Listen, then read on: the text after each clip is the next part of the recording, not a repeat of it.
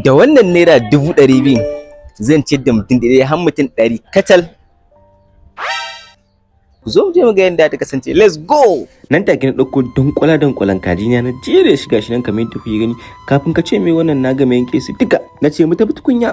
Bayan na ga mu jujjuyi su dukan dauko gishiri na zuba na dan saka farin magi sannan na saka bele. Sai muka dauko kyautar da spice wall ta turo mana. Nan take muka zuba spice dinta da kori dinta sannan na saka jan kwanga na sa lawashi sannan na zo na barkada galikan jijja ina shi ma na zo na jiyo. Sai na zo na zuba seasoning dina sai na zo na dan zuba ruwa. Wow. Bismillah ku. Na ce bismillah ku zo mu ci. Bayan yayi na ce mu tafi suya.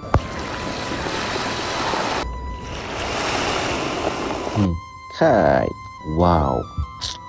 Dan Allah ka kuke min Allah isa. To gashi nan kamar yadda kuke gani muka gama suyawa, sai da na jika basmati ina sama da awa guda sannan na tafi wani kaɗan kayan miya. To fa mun dawo bangaren ingantaccen girkin mu.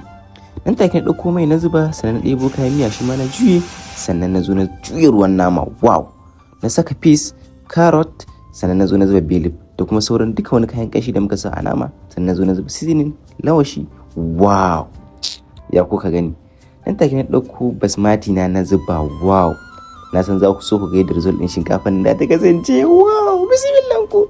Ku zo mu ci na ce. A'a. To nan take bayan abincin mu yayi ready muka fara zuba shi a takawe sannan muka dinga bin shi da naman kaji. Wow.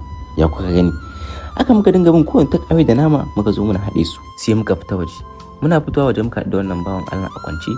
Shi ma wannan bawan Allah muka same shi gashi nan kamar yadda kuke alhamdulillah muka dinga bi muna zakulo bayan Allah waɗanda buƙatar abincin suke yi da gaske don wallahi zaka iya samun wanda yi wata da watanni bai ci abinci irin wannan ba. To wannan duka ce wadda muka yi ba da kuɗi na ba. Akwai wani bawan Allah Sale da ya bani kuɗin shi domin a yi wannan ciyarwar. Ga wanda yake so shi ma ya bada wani abu to ga account number ɗina nan a sama. To fabi muka dinga yi titi muna zakulo bayan Allah muna ba su abinci domin su ɗanɗana da suka daɗe ba su ɗanɗana ba.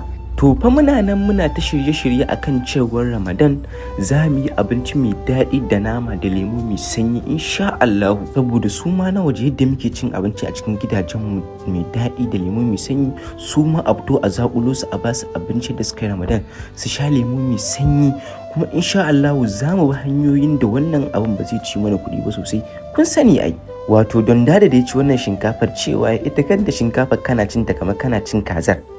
Shin a tunaninku wane kalolin abinci ya kamata mu dinga yi a Ramadan? Ku gaya min a comment section.